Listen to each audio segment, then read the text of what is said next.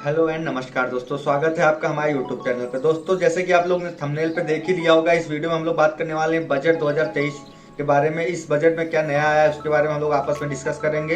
तो दोस्तों, बिना किसी देरी के इस वीडियो को जल्दी शुरू करते हैं। अगर दोस्तों आपने हमारे चैनल को लाइक एंड सब्सक्राइब नहीं किया तो सब्सक्राइब कर दीजिए और इस वीडियो को पूरा देखिएगा। दोस्तों, आपको पूरा का पूरा पता चल जाएगा कि इस बजट में क्या नया आया है। और इनकम टैक्स स्लैब के बारे में आप लोग को बताऊंगा। बहुत लोग उसमें कंफ्यूजन है, इनकम टैक्स स्लैब में क्या है, कैसे है, तो उसके बारे में भी हम लोग डिस्कस करेंगे।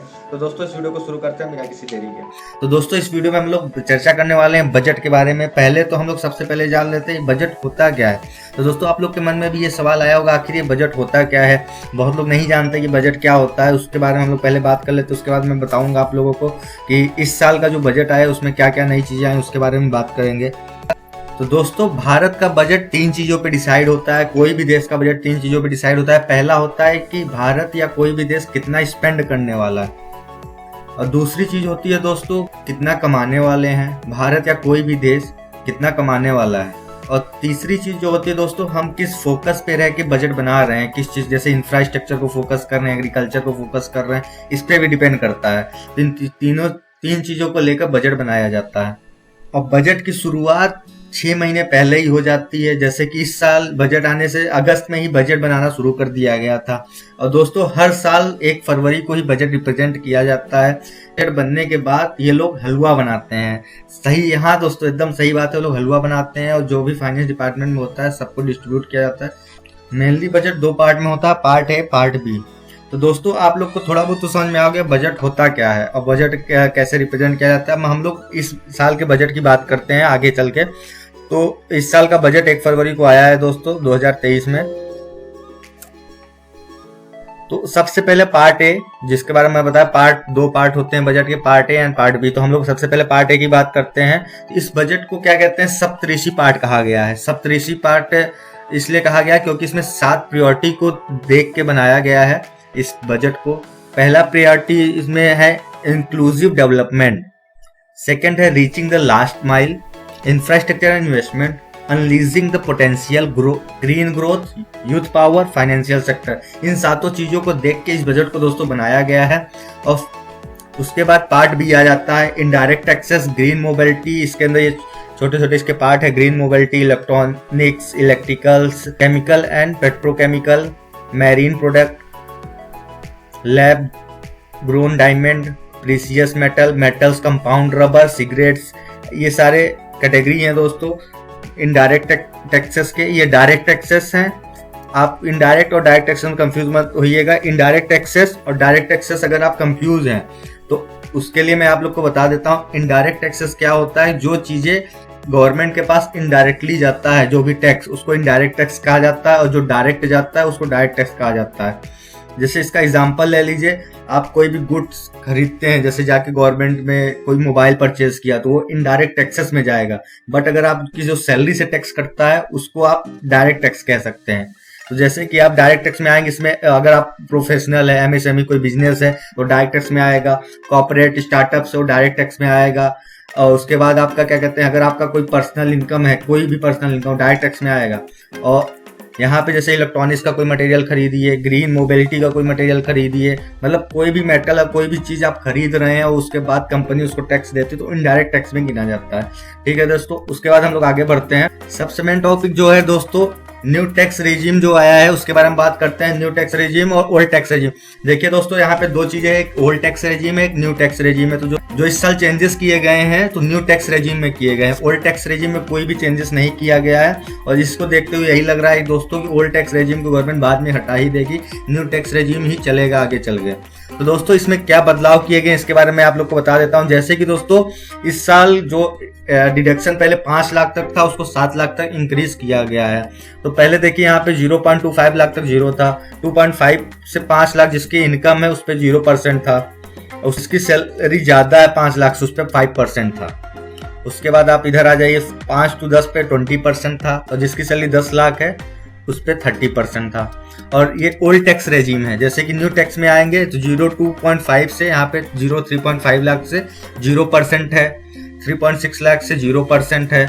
उसके बाद 3 to 6 लाख 5%, और अगर ये 7 लाख से ग्रेटर है तब यहाँ पे 5% लगेगा, ठीक है। उसके बाद यहाँ पे आप आ जाइए 6 to 9 lakh 10%, 9 to 12 lakh 15%, 12 to 15 lakh 20% और 15 ग्रेटर देन 15 एंड 15 30%। तो दोस्तों पहले 10 लाख पे ही 30% लगता था, पर अब उसको बढ़ा के 15 लाख इंक्रीज कर दिया गया है। और इस दो तीन चेंजेस और किए गए हैं दोस्तों। जैसे सरचार्ज पहले जो था वो 37% था, अब उसको 25% कर दिया गया है बिजनेसमैन के लिए। और इसमें जो बेनिफिट है 80C 80D के अंदर आप लोग ले सकते हैं। 80C के अंदर 1.5 लाख तक का आप उसमें एक्सपेंसेस अपना दिखा सकते हैं। 80D के अंदर 50 मेडिकल का एक्सपेंसेस आप लोग दिखा सकते हैं 50,000 तक, NPS का 50,000 तक दिखा सकते हैं आराम से, कोई दिक्कत नहीं। तो न्यू टैक्स रेजिम हमको देख के तो ज़्यादा बेटर लग रहा है, अब वो आपके ऊपर है। और दोस्तों एक चीज़ और मैं क्लियर कर देता हूँ, जैसे आप लोग कंफ्यूज हैं कि न्यू टैक्स लेना पड़ेगा ओल्ड टैक्स रेजिम लेना पड़ेगा, तो उसमें सिंपल सी बात आप लोग को मैं बता देता हूँ। अगर आप कोई बिजनेसमैन है या आप कोई प्रोफेशनल हैं, जैसे कि आप फ्रीलांसर हैं या कोई भी यूट्यूबर है, आपका कहीं और से पैसा आता है प्रोफेशनली, उस पर आप लोग वन टाइम ही ले सकते हैं। अगर आप कोई प्रोफेशनल हैं तो आपको एक बार न्यू टैक्स रेजिम पे ही जाना चाहिए। और अगर आप लोग क्या कहते हैं सैलरीड हैं, अगर कोई जॉब करते हैं, तो आप लोग हर साल चेंज कर सकते हैं। अभी गवर्नमेंट ने ऐसा कोई सिस्टम और कोई कंपलसरी नहीं किया है कि आपको इसी को ही फॉलो करना है, ठीक है दोस्तों। अब आगे बढ़ते हैं हम लोग। उसके बाद आ जाता है benefit for the women and senior citizen. Senior citizen के लिए गवर्नमेंट ने बहुत ही अच्छा एक महिला समान सेविंग सर्टिफिकेट लॉन्च किया है, जिसमें 7.5 इंटरेस्ट के साथ 2 साल के लिए मिल सकता है। 2 लाख तक की लिमिट है इसमें। उसके बाद आप नीचे आ जाते हैं maximum limit on fix deposit. पहले जो लिमिट थी फिक्स डिपॉजिट के लिए सीनियर सिटीजन के लिए, उसको 15 से 30 लाख तक हाइक कर दिया गया है। ये बहुत ही अच्छी चीज़ है। उसके बाद हम लोग आगे बढ़ते हैं जल्दी से।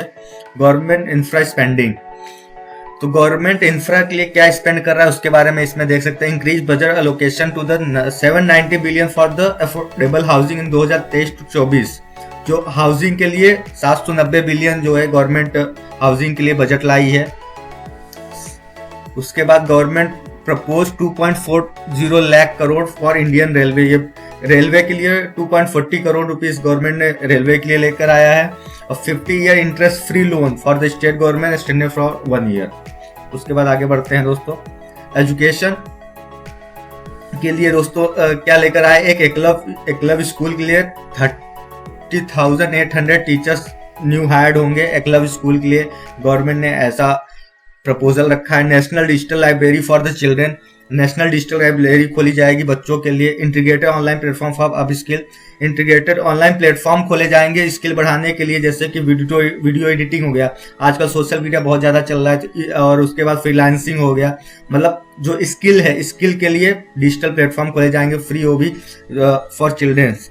उसके बाद centralise excellence for the AI research and setup, AI research के लिए सेंट्रलाइज सेंटर्स खोले जाएंगे। उसके बाद दोस्तों हम लोग जल्दी से आगे बढ़ते हैं।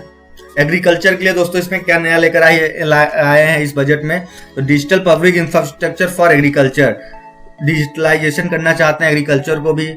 उसके बाद massive decentralise storage capacity to help the farmer के लिए डिसेंट्रलाइज स्टोरेज खोलना चाहते हैं। गवर्नमेंट ने ऐसा बोला है, डिसेंट्रलाइज हम लोग स्टोरेज खोलेंगे फार्मर्स के लिए। उसके बाद government to facilitate 1 crore farmer to adopt the natural farming. Government का सबसे बड़ा ये पॉइंट है कि हम लोग अब ऑर्गेनिक फार्मिंग तब बढ़े, अब जैसे कि यूरिया और क्या कहते हैं खाद का कम यूज करें, नेचुरल फार्मिंग तरफ जाने का गवर्नमेंट का पूरा फोकस है। इसलिए 1 लाख करोड़ फार्मर को अडॉप्ट करने के लिए कोशिश कर रही है। इसके लिए और भी चीज़ें हैं, उन्होंने असिस्ट देने के लिए भी बोला है कि हम असिस्ट करेंगे फार्मर को कि ऑर्गेनिक फार्मिंग यूज कैसे करना है। दोस्तों आगे बढ़ते हैं हम लोग। अब अदर्स में आ गया, लास्ट चीज गवर्नमेंट ने क्या दी है। 100 labs to be set up for the 5G solution, 100 lab set up होंगे 5G सोल्यूशन के लिए। Health sector has been allocate 89,155 crore to union budget. Health sector के लिए 89,155 करोड़ यूनियन बजट लेकर आई है। Outlet for PM Awas Yojana enhance 60% to over 79 crore Awas Yojana के लिए ये बजट है। Defence budget increase to 5.94 lakh crore for the last 1 year to 525 crore.